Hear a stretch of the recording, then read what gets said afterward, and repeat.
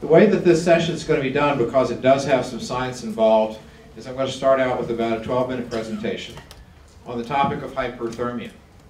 I'm going to ask some questions to the panel that are ones that they don't know what they are, and both of them have asked me, what are you going to ask me, what are you going to ask me? And then I'll open it up to you folks, because this is an area where there's an astounding lack of research. And there's all kinds of attitudes about the topic of hyperthermia, and I can tell you that most of it is exactly that. It's attitudes. There's not a lot of science here. So that's kind of how we're going to run this. The key to success in open water, regardless of what type of situation is exactly these two topics, is flexibility and adaptability. You as an athlete, you as a coach, you as a meet organizer, these are things that you have to have as characteristics. This is not a pool that's controlled by the county that has this amount of chlorine and this amount of bromine and this amount of electrolytes and has all those things all balanced. This is a living organism. This is a living organism, is the body of water. So you have to be flexible and you have to be adaptable to pull this off as a team organizer.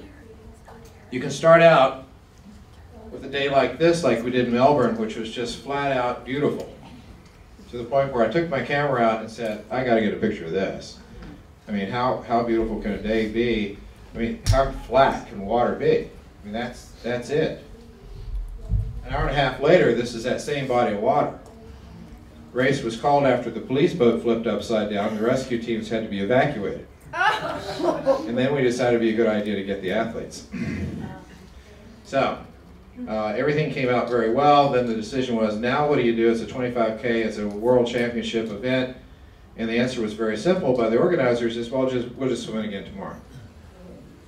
They were 15K into it. The athletes did have something to say about that, not wanting to do it a second time. So what they ended up doing is starting in the same position they were at the time of that and then conducting the rest of the race the next day. But living organism, this body of water, and you have to respect it. It can change on a nickel. Energy exchange principles are the same whether you're talking about hot or you're talking about cold. This is a pretty simple example where you're talking about evaporation, which is basically a conversion of liquid to gas, which is sweating, and then convection, which is the movement of water across a body. See, I missed one slide just then. The other two are radiation, which of course is sunshine, and conduction, which if you're sitting in hot water, cold water, any water, there's a transfer of energy back and forth between the bodies. Either it's heating you or you're heating it.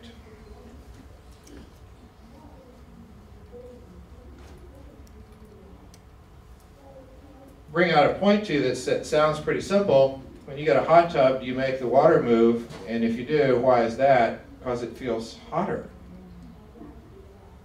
Hello? That's convection. Some pretty easy examples for you to remember.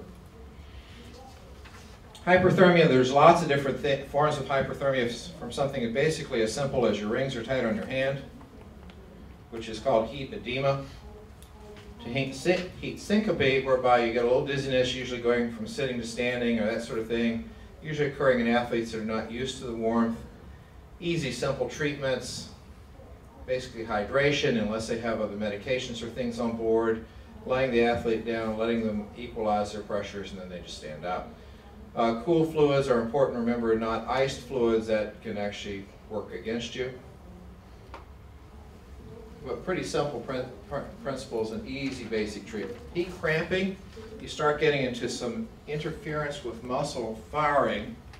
If you're on a boat, if you're working with an athlete, you very frequently will see the athlete change in the way their stroke production goes and how they move through the water. You as a coach can say, well, that stroke looks different for my athlete, and that's time to think about this. Basic treatment, you got to rehydrate them. Pay attention to electrolytes. Their chances are they're getting low. Massage is helpful here. Consider sodium levels, and we'll talk about that in just a moment. This is an electrolyte which can get you in a lot of trouble. How did we do that? Well, at least we went backwards that time, forward.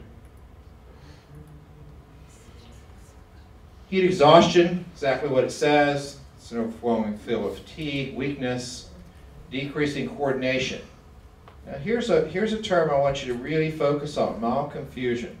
This is the first time I've mentioned anything about the central nervous system. Once the central nervous system starts being involved, whether you're talking about a cold athlete or a warm athlete, it's time to be aware that you could be getting in trouble. Because when that starts going, things can regress on you very quickly. So anytime there's some confusion, some agitation, certainly anything involving GI tract like this, you've got to be worried. This is when you start looking at checking core temperatures. This is for those of us that are centigrade impaired, as you can start looking at temperatures that these athletes may be having as core, and a lot of different things that you can do for them from oral rehydration. But again, you need to get these people out into an emergency setting. So once the central nervous system starts being involved in the symptom complex that you're seeing, it's time to get out. Don't play with that. Okay? Very simple point. Got to get that one down. Because the next step is this. Heat strokes can occur from lots of different conditions. Your athlete does not have to be sweating. Of course, in the water, we wouldn't necessarily detect that anyway. There's dry, there's wet. But again, central nervous system symptoms, hallucinations, coma, seizures, time to get out, guys. If that's your athletes, you did not manage them well. But there's no point in doing anything much temporarily there except getting them out of the warm situation and getting them to places that can deliver care. You've waited too long. Okay, so what event sites should we look at as being ones that we'd suspect our athletes to be getting into situations where there's too much warm water? And the obvious one is hot places. Doesn't necessarily be that way. For instance, on the West Coast, as you guys know, you can have very cool water and very warm air. On the East Coast, we have something called the Gulf Stream. So when the land heats up, Gulf Stream swings inside, and the water can bounce up by as much as 5 to 10 degrees centigrade in literally 48 hours. Because it's a different body of water that's responding to the land. So that's a situation where you need to know the types of currents that are in your area and how it may affect your swim literally overnight. The East Coast is a great example of that. So hot places is where you'd like to get in trouble. Here's another one though.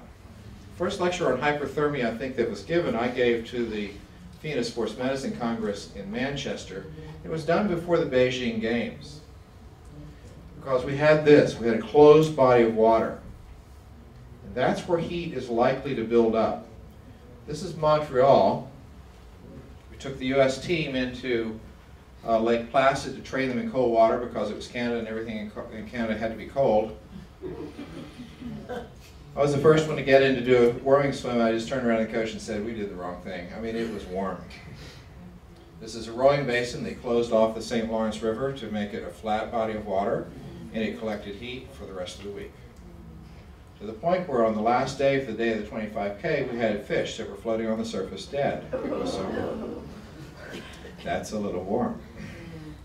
But going into Beijing, of course, what did we have? We had a rowing basin, 3 meters deep, bright sunshine, hot days, high humidity. Luckily, on the day of the 10K race, it became overcast and had a misting rain and saved the whole thing. But this was a setup for disaster, as you can imagine. So we started getting concerned about that topic, which really had not been seen much in open water swimming. Now, this is another topic that goes along with it. It doesn't happen hypothermia. It tends to happen only when your athlete is too warm. It's when their sodium levels drop too low, they can get into some confusion, loss of coordination. It's basically a form of water intoxication where you have to mix your athlete's solutions correctly to have this work. But these people have got to get out too. Again, the common thread of central nervous system is involved. As soon as that confusion hits in, get out of there.